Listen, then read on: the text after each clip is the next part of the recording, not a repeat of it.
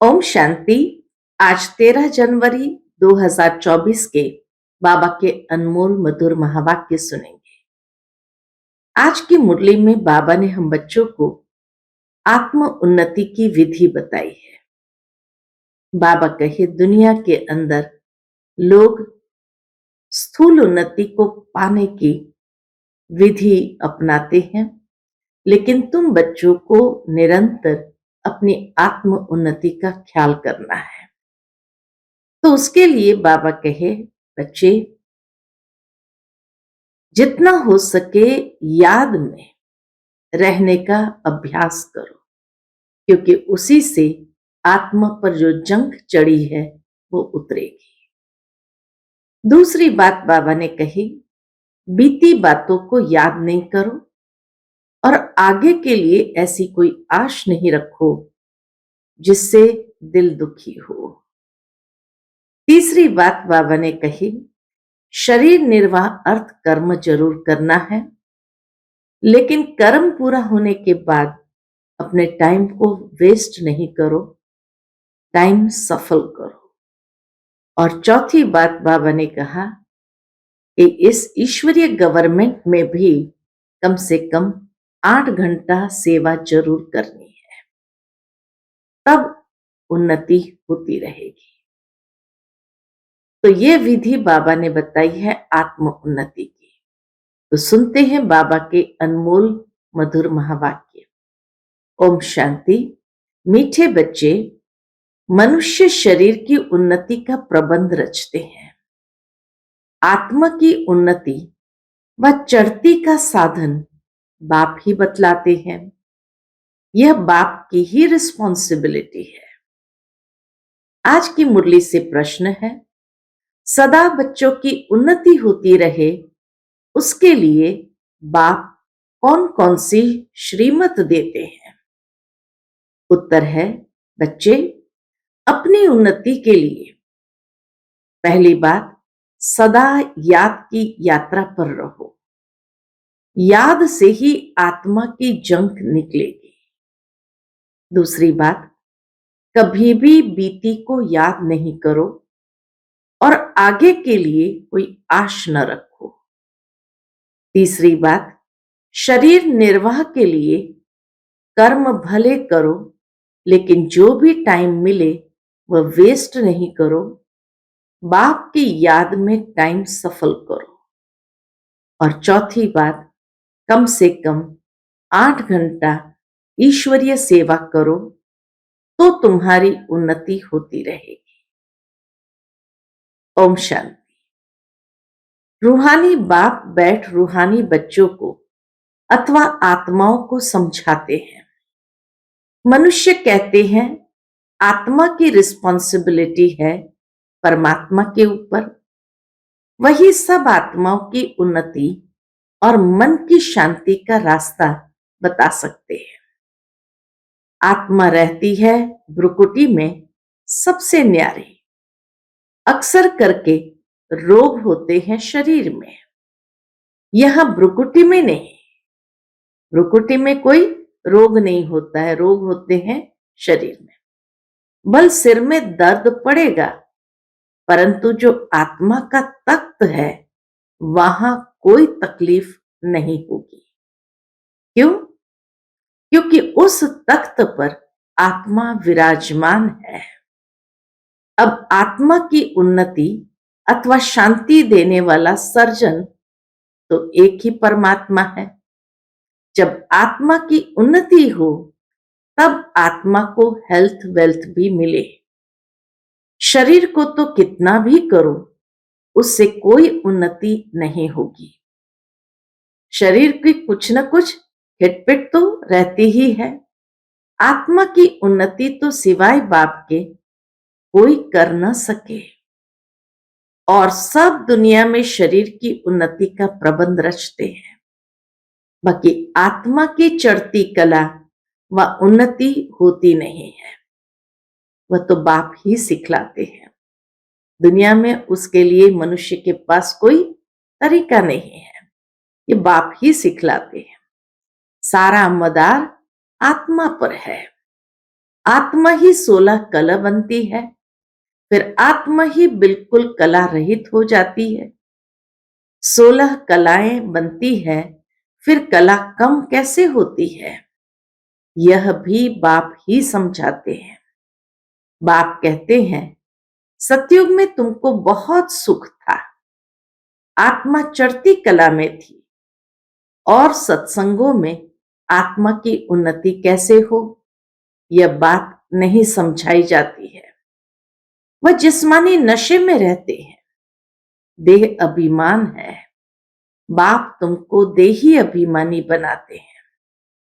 आत्मा जो तमो प्रधान बनी है, उनको सतो प्रधान बनाना है। यहां सब है रूहानी बातें, वहां है जिस्मानी बातें। सर्जन लोग एक हार्ट निकाल दूसरा डालते हैं, उनका आत्मा से कोई ताल्लुक नहीं। आत्मा तो भ्रुकुटी में रहती है, उनका ऑपरेशन आदि कुछ नहीं होता।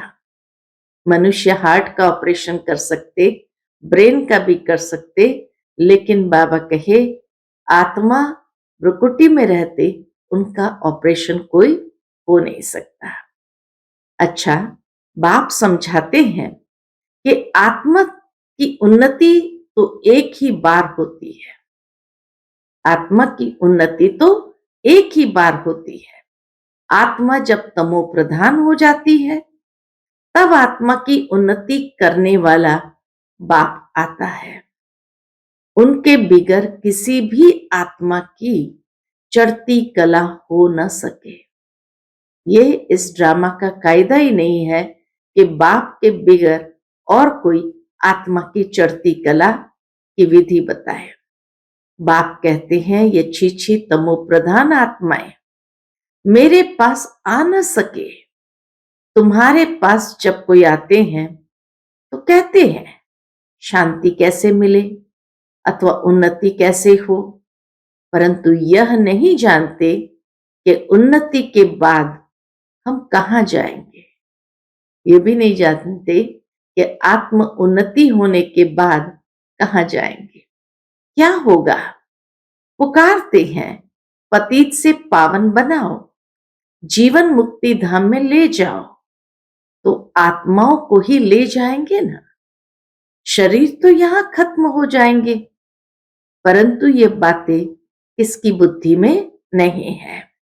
यह है ईश्वरीय मत, बाकी वह सब है मानव मत।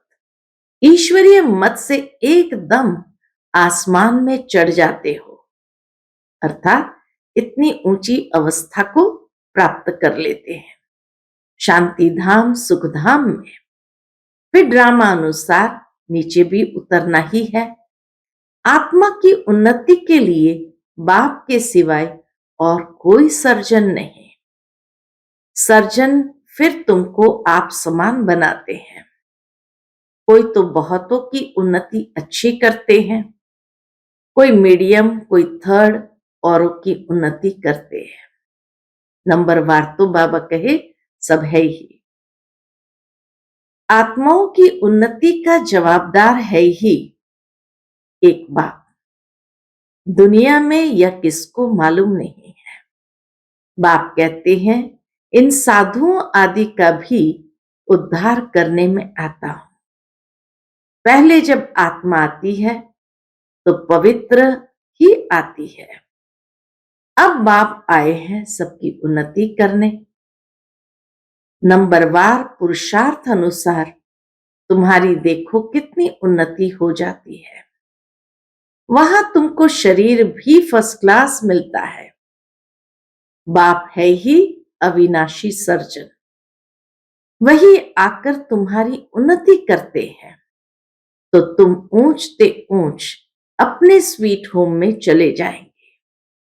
वो लोग मून पर जाते हैं, दुनिया में स्थूल उन्नति करते हैं, भौतिक उन्नति करते हैं, तो बाबा कहे मून पर जाते हैं। अविनाशी सर्जन तुमको उन्नति प्राप्त कराने के लिए कहते हैं माम एकम याद करो, तो विकर्म विनाश होंगे। बाप विश्व के बच्चों को लिबरेट करते हैं। जब तुम स्वर्ग में जाएंगे तब और सब शांति धाम में होंगे। बाप कितना वंडरफुल कार्य करते हैं, कमाल है बाप की। तब कहते हैं तुम्हारी गति मत तुम ही जानो। तुम्हारी गति करने की मत तुम ही जानो। आत्मा में ही मत है। आत्मा अलग हो जाए तो मत मिल न सके। ईश्वरीय मत से चढ़ती कला, मानव मत से उतरती कला, यह भी ड्रामा में नूंद है। वो लोग समझते हैं अभी स्वर्ग बन गया है। दुनिया में लोग समझते अब सब कुछ ठीक हो गया, माना स्वर्ग बन गया है। आगे चलकर मालूम पड़ेगा कि यह नरक है व स्वर्ग। भाषा के ऊपर कितना हंगामा करते हैं। दुखी है ना, स्वर्ग में दुख होता नहीं, अर्थक्वेक भी नहीं होगी। अब पुरानी दुनिया का विनाश होना है, फिर स्वर्ग बन जाएगा।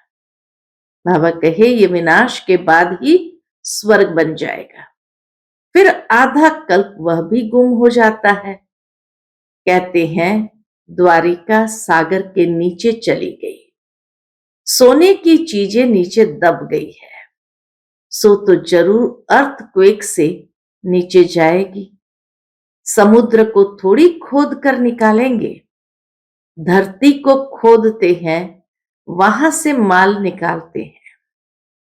बाप कहते हैं मैं सबका उपकार करता हूं, मेरा फिर सब अपकार करते हैं, गाली देते हैं। मैं तो अपकारी का भी उपकार करता हूं, तो मेरी जरूर महिमा होनी चाहिए। भक्ति मार्ग में देखो कितना मान है। तुम बच्चे भी बाप की कितनी महिमा करते हो। चित्र में 32 गुण दिखाए हैं। शिव बाबा के चित्र में 32 गुण दिखाए हैं। अभी तुम भी बाप जैसे गुणवान बन रहे हो, तो कितना पुरुषार्थ करना चाहिए, टाइम वेस्ट नहीं करना चाहिए।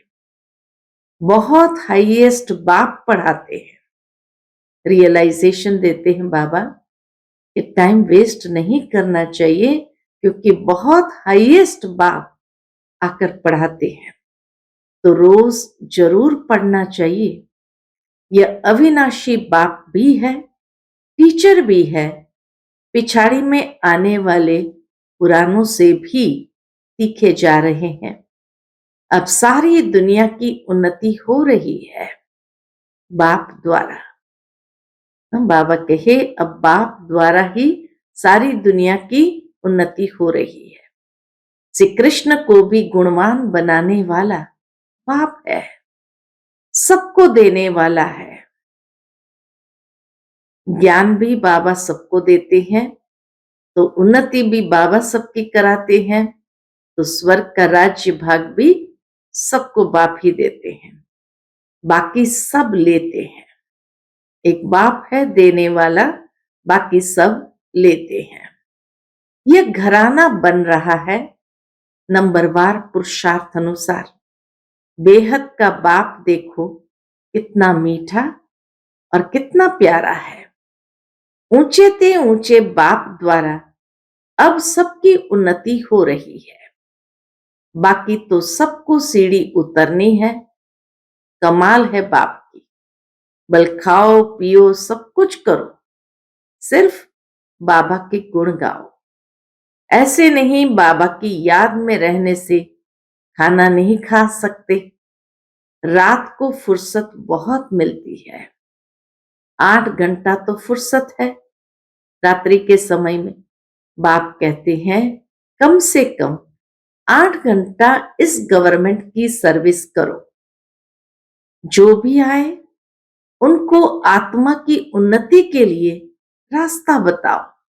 जीवन मुक्ति माना विश्व का मालिक और मुक्ति माना ब्रह्मांड का मालिक, ये समझाना तो सहज है ना, परंतु तकदीर में नहीं है तो तदबीर भी क्या कर सकेंगे।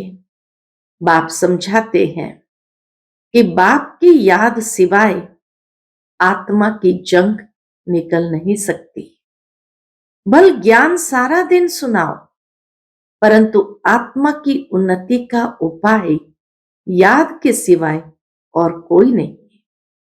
बाप बच्चों को बहुत प्यार से रोज रोज समझाते हैं, परंतु अपनी उन्नति करते हैं व नहीं करते हैं वह हर एक खुद समझ सकते हैं।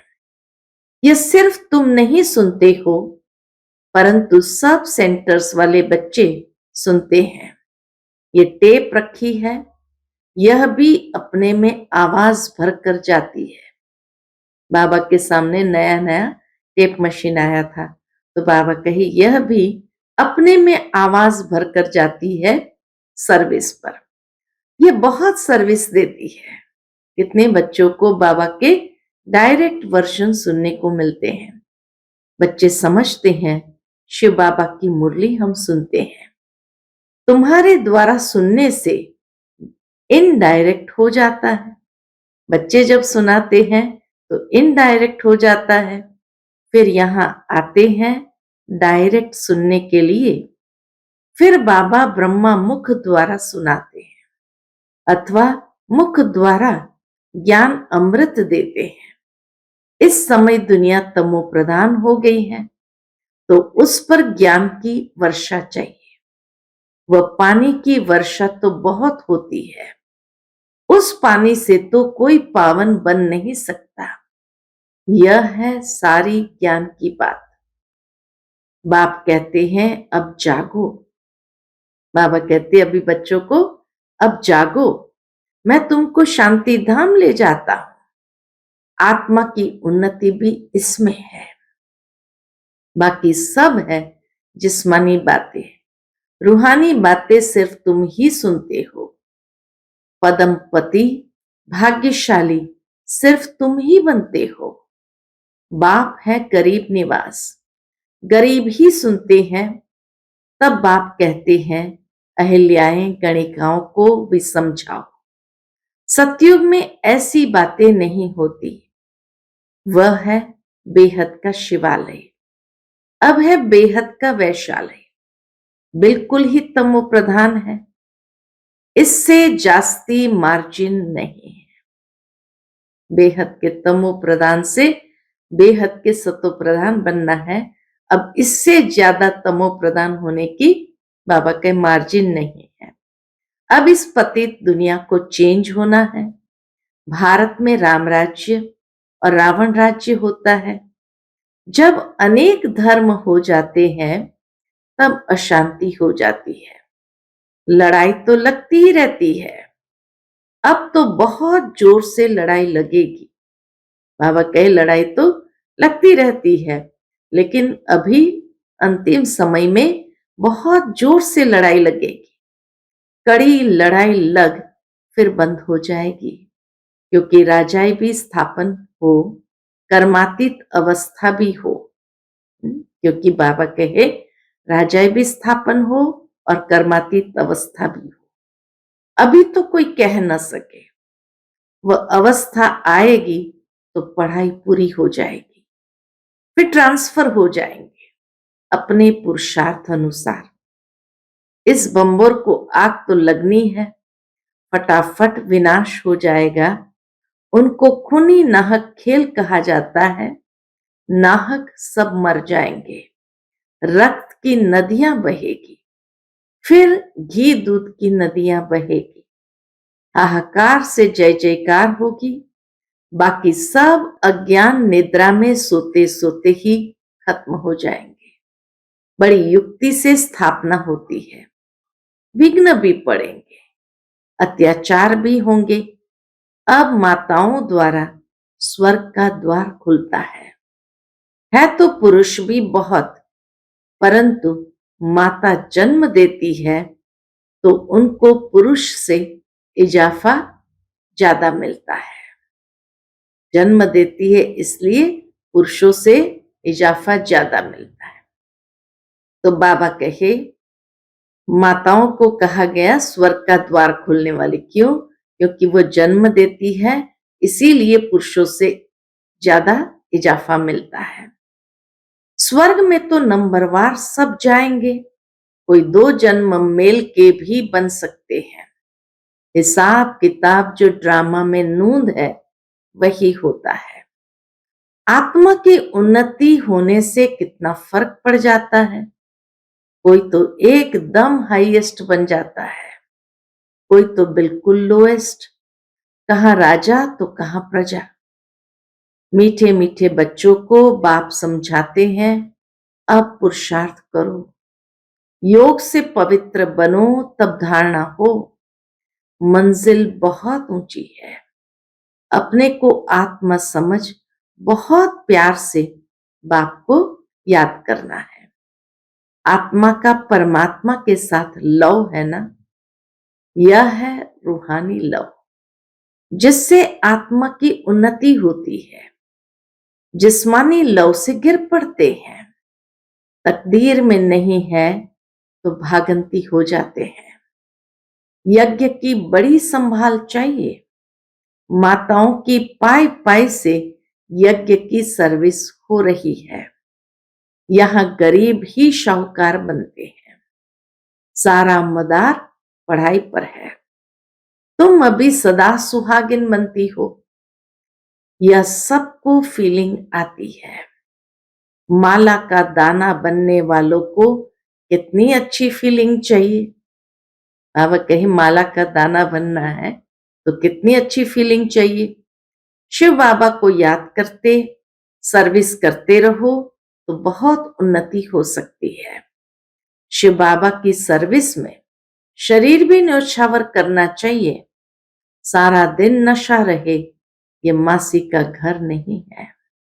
देखना है हमने अपनी कितनी उन्नति की है। बाबा कहते बीती को याद न करो, आगे की कोई आश मत रखो।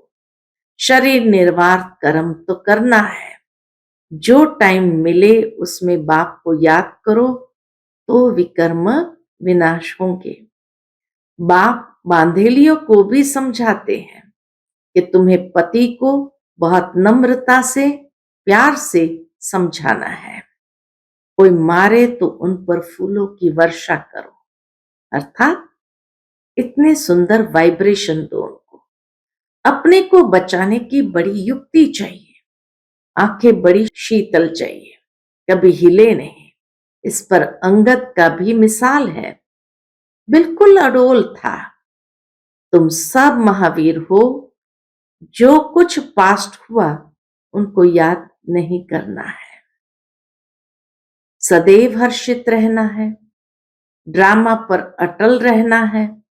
बाप खुद कहते हैं मैं भी ड्रामा के बंधन में बांधा हुआ हूं, बाकी और कोई बात नहीं। श्री कृष्ण के लिए लिखा है स्वदर्शन चक्र से मारा। ये सब कथाएं हैं। बाप तो हिंसा कर न सके, यह तो बाप टीचर है, मारने की बात ही नहीं है। यह बातें सब इस समय की है। एक तरफ ढेर मनुष्य है, दूसरे तरफ तुम हो, जिनको आना होगा आते रहेंगे। कल्प पहले मिसल पद पाते रहेंगे, इसमें चमत्कार की बात नहीं है। बाप रहमदिल है, दुख हरता सुख करता है, फिर दुख कैसे देंगे। बाबा कभी किसी को दुख नहीं देते हैं, सबको सुख का वर्षा देते हैं। अच्छा, मीठे मीठे सिकिलते बच्चों प्रति माता पिता बाप दादा का याद प्यार और गुड मॉर्निंग। रूहानी बाप की रूहानी बच्चों को नमस्ते। हम सभी रूहानी बच्चों की रूहानी माता पिता बाप दादा को याद प्यार गुड मॉर्निंग और नमस्ते नमस्ते। शुक्रिया बाबा, शुक्रिया। आज की मुरली से धारणा के लिए मुख्य सार है। पहली पॉइंट, कम से कम 8 घंटा ईश्वरीय गवर्नमेंट की सर्विस कर अपना टाइम सफल करना है। बाप जैसा गुणवान बनना है। दूसरी पॉइंट, जो बीता उसे याद नहीं करना है, बीती को बीती कर सदैव हर्षित रहना है, ड्रामा पर अडोल रहना है। आज का बाबा का मधुर वरदान हम बच्चों के प्रति है, संकल्प, बोल और कर्म के व्यर्थ को समर्थ में परिवर्तन करने वाले होली हंस भव। संकल्प, बोल और कर्म के व्यर्थ को समर्थ में परिवर्तन करने वाले होली हंस भव। होली हंस का अर्थ है संकल्प, बोल और कर्म के व्यर्थ को समर्थ में परिवर्तन करने वाले, क्योंकि व्यर्थ जैसे पत्थर होता है, पत्थर की वैल्यू नहीं, रत्न की वैल्यू होती है। होली हंस फौरन परख लेता कि ये काम की चीज नहीं है, ये काम की है। कर्म करते सिर्फ ये स्मृति इमर्ज रहे कि हम राजयोगी, नॉलेजफुल आत्माएं, रूलिंग और कंट्रोलिंग पावर वाली है, तो व्यर्थ जा नहीं सकता। तो बाबा कहे व्यर्थ मुख से जा नहीं सकता। ये स्मृति होली हंस बना देंगी। आज का स्लोगन है, जो स्वयं को इस देह रूपी मकान में मेहमान समझते हैं, वही निर्मोही बन रह सकते हैं। जो स्वयं को इस देह रूपी मकान में मेहमान समझते हैं, वही निर्मोही रह सकते हैं। आज का अव्यक्त इशारा, अव्यक्त साइलेंस द्वारा डबल लाइट फरिश्ता स्थिति का अनुभव करो। जैसे जब कोई ऐसा दिन होता है तो चलते फिरते ट्रैफिक को भी रोक कर 3 मिनट साइलेंस की प्रैक्टिस कराते हैं। चलते हुए सभी कार्य को स्टॉप कर लेते हैं। ऐसे आप भी कोई कार्य करते हो या बात करते हो तो बीच बीच में रह यह संकल्प की ट्रैफिक को स्टॉप करने का अभ्यास करो। 1 मिनट के लिए भी मन के संकल्पों को, चाहे शरीर द्वारा चलते हुए कर्म को बीच में रोक कर अपने फरिश्ता स्वरूप में स्थित हो जाओ। तो ट्रैफिक कंट्रोल की बात समझाते हुए बाबा ने कहा, अपने संकल्पों को 1 सेकंड में स्टॉप करने का अभ्यास करो। अच्छा, ओम शांति।